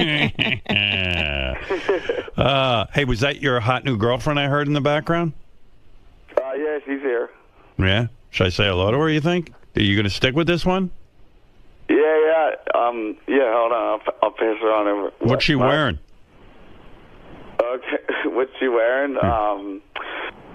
She's pretty much, well, she's been sleeping, but she knew I was going to be on here, so she's all out of it right now. She naked? She's in, like, boy shorts. And that's it? Yeah, and then her shirt, but like I said, she's in the itty-bitty titty committee, so. Does that bother you? Do you want a chick with big tits? No, I just like the busted balls, but no, her personality and. I might break into your house just to get to her. If you wake up and there's a naked Howard Stern. Yeah, if you see me nude and uttering words. I like that the crazy chick goes. It's an owl from Jupiter sent me. That's so original. Yeah, she is pretty creative, I guess, because I never heard any kind of sentences that she was coming out with. Is there any part of you that wants to incorporate her into the next Jackass movie? Like maybe she'd be the first chick to be in Jackass. You know what I mean? Like sometimes professionally you go, Yeah, I know she's insane, but like maybe we put that in. So are we. Yeah, we're insane. She's insane. It'll be great. We would probably have to have like a team of security next to her because nobody knows what she's capable of doing. Like, yeah, she's the real jackass. And actually, you just mentioned Novak. He did a year in jail, and he pretty much just got out. But oh, you're kidding. Yeah, and he was only supposed to do 5 months on the weekend. So he would just do weekends and get out. But the idiot comes out and comes on my show on Sirius Radio, and he goes, George W. Hill Correctional Facility is idiots because they have 30 of us pissing the line, and the last person they're looking at is me, so I take my buddy's clean piss out my ass and pour it in, and somebody just forwarded it to the warden. So when he came in the next weekend, they're like, "You idiot! We heard your radio show. You piss right now." And then he did, and it turned out to be hot. And they're like, "You're getting a year in prison right now." So he thought he was doing 2 days on the weekend. He wound up getting a whole year. If you were a decent man, why wouldn't you set Novak up with that crazy chick who broke into your house? It sounds like a match. Because, I mean, it seems to me that owls from Jupiter have been affecting Novak's life, too. Yeah, actually, Novak's girlfriend is like super hot, and she's such a sweetheart. And I don't know how, a scumball like him could get a girl like that. And when he was doing a year in jail, he calls me up dead serious, and he's just like, "Yo, Bam, can you please go over and visit my girlfriend and bang her out, please? Because if you don't, then she's probably going to meet some goddamn frat boy, and he's going to run around town bragging that he banged out my girl. So can you please go over and do it, please?" Did you help him out? Huh? Did you do it? Well, I did once, and then I said, he's like, "So did you do it?" I'm like, "Yes, Novak, you're welcome." Oh, my God.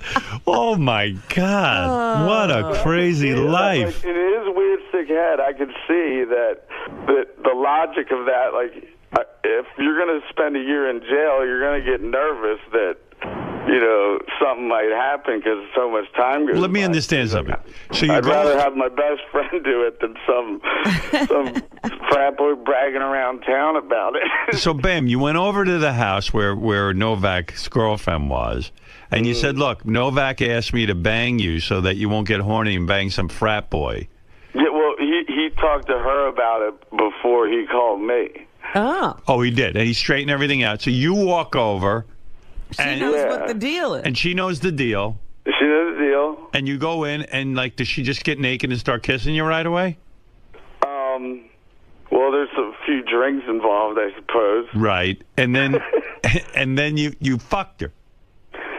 Yeah. How many times? Just once. And was she like, "I'm really glad you did this because I don't want to cheat on Novak"? Now I won't be with a frat boy for a while. I think it was more of Novak wanting to feel safe that at least somebody did it. Yeah, had you ever fooled around with her before? If we did, it was just like a drunken thing at a bar. Right. And after you banged her, is there any emotional attachment, or does she say, "Geez, could you come back and do this again for me next week"? No, I mean we're good friends, like super good friends, But once I decided to bring Nikki out here, then that was it, that changes. I see. So you only banged her that once. Yeah. Yeah. Wow. What a lifestyle. What's Novak going to do now? Yeah. Who's going to bang his girlfriend while he's in jail now? If Bam can't do it. He's out now. He's out. Oh, he is All out. right. Yeah. Oh, good. So she hung in there with him. Oh, my God. He told me that he was he had a roommate, like this super thug dude that was like really intimidating, and Novak had the top bunk, and one night his roommate, his name was Streets, and he hears from Novak's bunk, he's like, "Yo, man, are you jerking off up there?" And he's like, "Yeah." He's like, "Yo, you can't be doing that in here, man. I feel a certain way about this." Like, he didn't know which way he felt. He just felt a certain way. I mean, Novak took his morals and threw them right out the window, so he doesn't give a shit. Did Novak have sex in prison with any dudes? No, but yeah, I guess he did say it's like super hard to jerk off in there because you go to the showers, there's a bunch of dudes in there, so you can't do it there. Right. And the toilet you share with your roommate, so I mean, there's never really a time to do it. Yeah, So I guess at night would be the only time. fuck it. Good old Nova. Well, it sounds like he's on his way up the ladder now that he's out of jail. Things are only looking up for him. What was he in jail for in the first place? Because what was he in jail for? He forged the doctor's signature for like pills, like Xanax or something. I don't know. And he got a weekend sentence, and then it got increased because he went on your radio show and told how he was cheating on his urine test. Cheating on his drug Yeah, like what kind God. of dipshit was? Oh my God! Doesn't he know that somebody could easily just forward it to the jail and say that? Like, he's fucking retarded. And like, does he get mad at himself for that, or he's just laughing about it? I mean, he just knows that like what he did was his idiot fault for saying that. You know. Is he a dumb guy? I mean, he seems like a bright guy.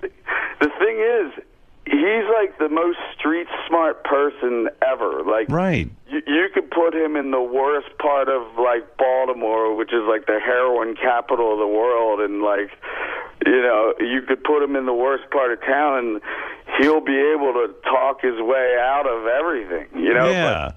But when it comes to like, you know, I guess book smart, it's like he's dumb as shit, I guess. Yeah, it's crazy, man. Well, what a crazy life. Hey, by the way, you can check out Bam Margera at bammargera.com, Margera. Yeah. You working on a new movie? At the moment, you know how Knoxville did that, he dresses as the old man and fucks with people? Yeah. In Jackass? Well, there's going to be coming up soon, a whole movie about that, and I think at the end I play Spike Jonze's lover, because Spike Jonze plays a girl. So I'm his wow. I'm his lover who Knoxville wants to beat me up to win her back, and he's doing a whole movie of that character? Of the old guy, huh? Yeah, I love that. It's still early in the works, but other than that, I hosted Punk'd, and they liked it so much that they want me to start doing it full time now, because that'd be good. Butcher's doing he's too busy doing 2.5 Men, I guess. So yeah. There you go. There you go. I like that. Yeah, I mean, there's just so many like pilot type things happening that there's not really any answers on what channel it's going to be on, but like me and Tony Hawk and Jason Ellis are all working on a thing called Radio Clash, which is, you know, whatever we talk about on the radio, they film.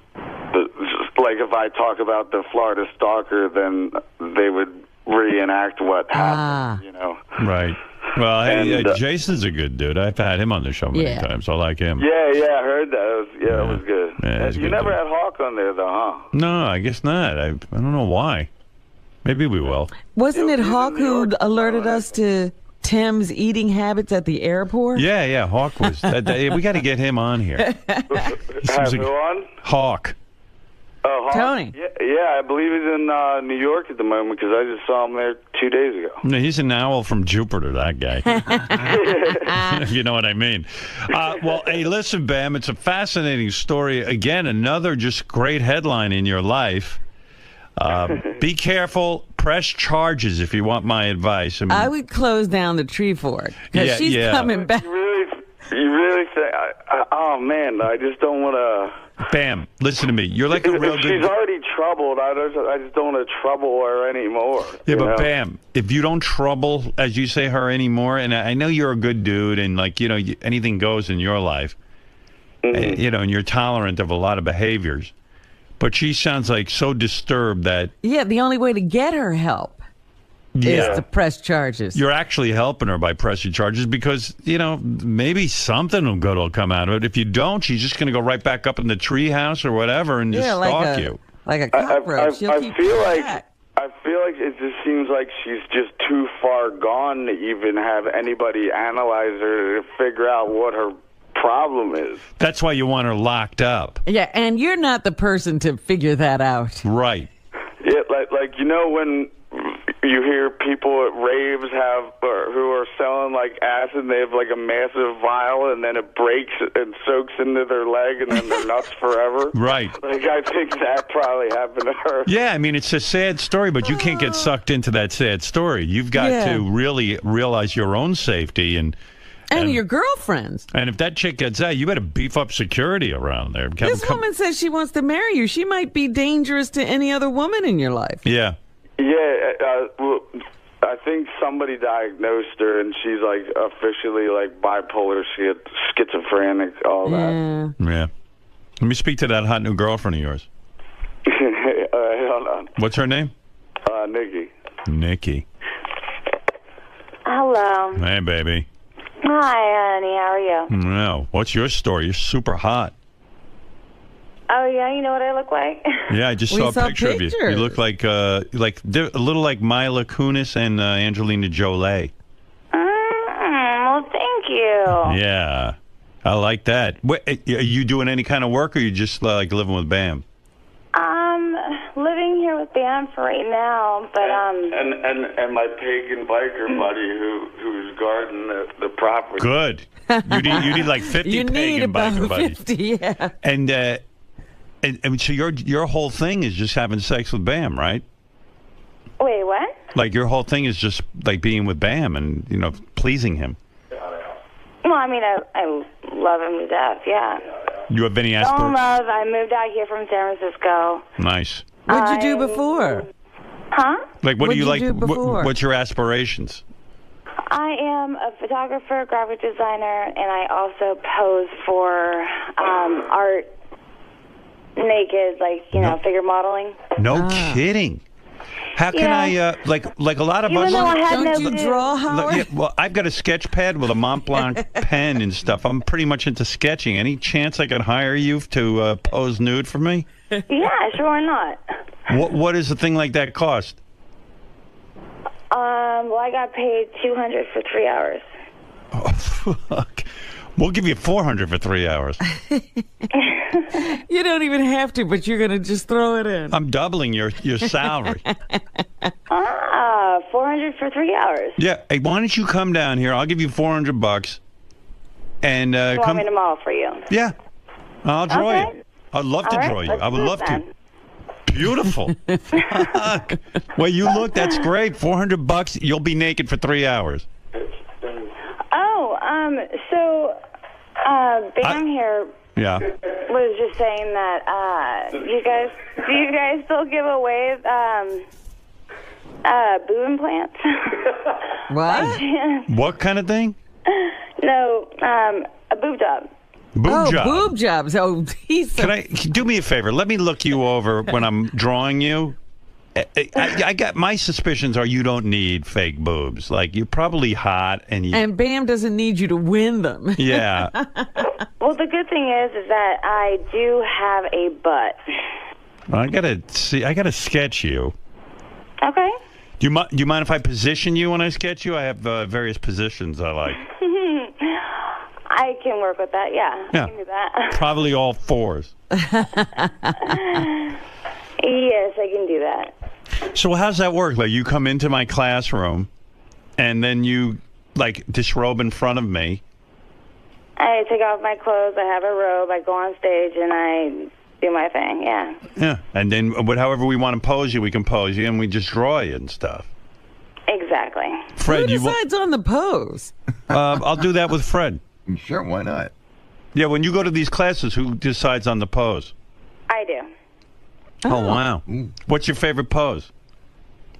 How about this? I will show you all of them when I go in there. Oh, great. Will you ever, like, spread completely open so I can draw the inside of your vagina? Like a hustler pose? Yeah, like a hustler type deal? With a leg up on a chair? Yeah. You would do that? Yeah. Wow. Anus, and the anus spread as well? Oh, God, I don't know about that, no. Yeah, okay, that's cool. No clear sphincter? No, nothing like that, no. Don't forget, we're doubling your pay, so... Okay, so Bam here, he's going to forward you guys a photo that he took of me. Oh, good. Naked. Yeah. Let me see that. Hey, Gary. Bam, whose address does Bam have? Are you talking to me? Maybe Gary's. Does Bam have our email? Do you have their email address? No, but I could get it from, Gary. Okay, here, how about this? I'll hand you over the phone. No. Oh, no. We're not done yet. Who else is going to sketch? Well, I've got that artist known as Fred Norris. Have you ever heard of him?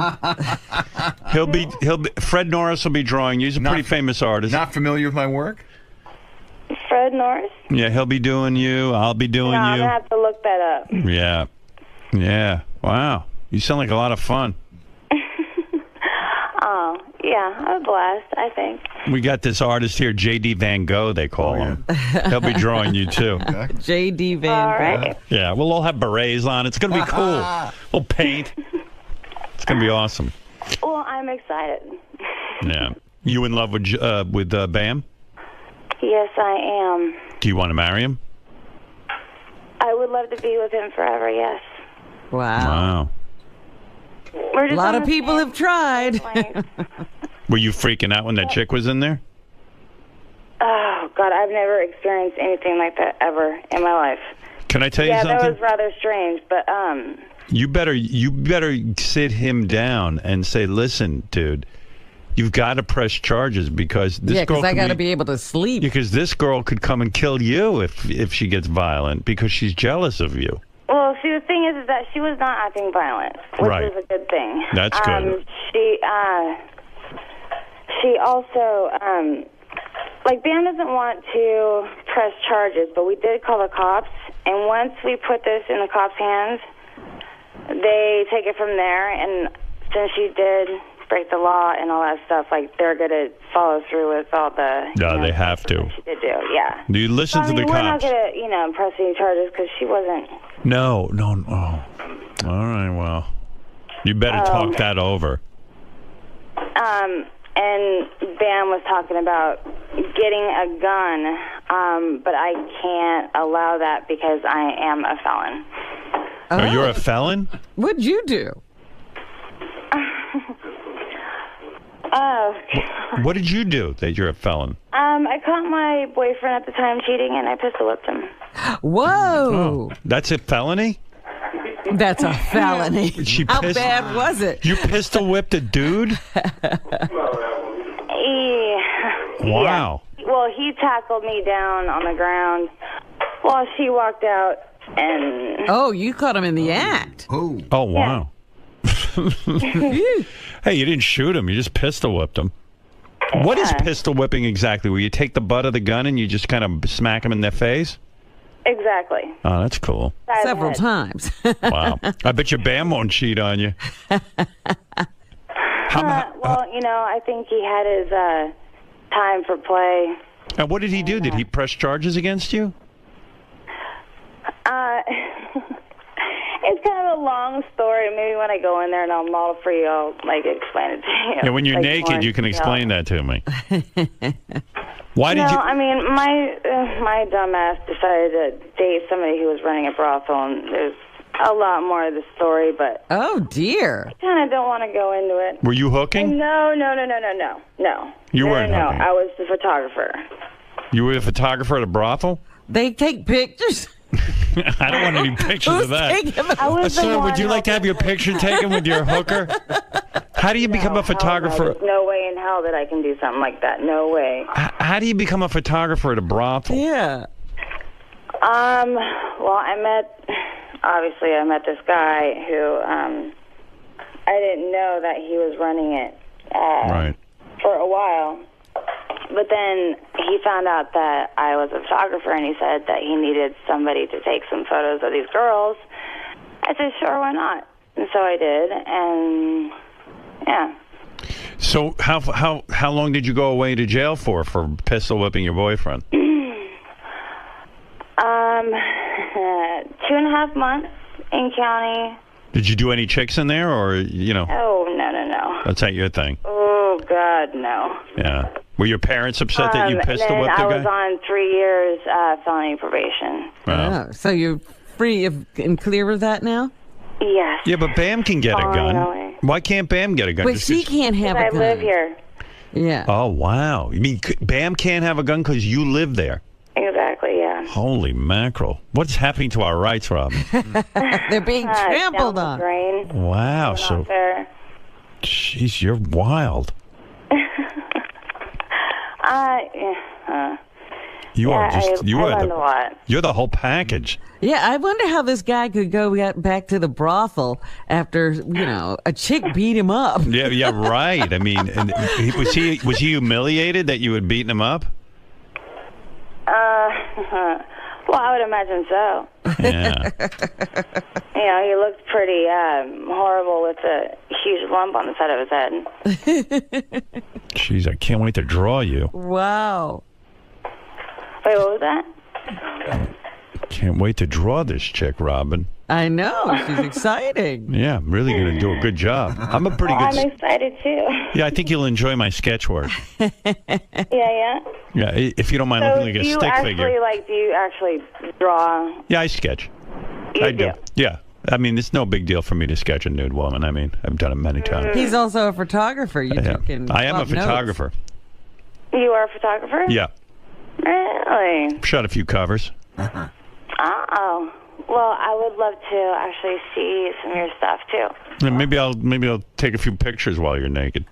Oh, and you have to also see what Bam has been working on. He's been painting like a maniac. Oh, I bet with you in the house. I paint too. I mean, I've modeled for him a couple times, yeah. Yeah. Tell him to bring those paintings. Bam's an artist? Sure. Yes, he is. Yeah, I guess when you have a girl who's willing to be naked all the time and pose for you, you become an artist. Why not? Well, you got to see the kind of stuff that he does. It's I want to see that. Yeah. With the naked photo that he's going to send over of me, he'll take some photos and of his art and all that. And how quick can I get that naked photo? Can I put you guys on hold and then you can get on with Gary? We texted Bam the email address. Oh, you did? So just tell Bam to check this text. They just texted you the email address. Okay. Yeah, as many as he can send. As many as you can send. Please. Oh, God. What if you could actually see supposed to be lips? Yeah. What'd you say? Yeah, we want to see her lips.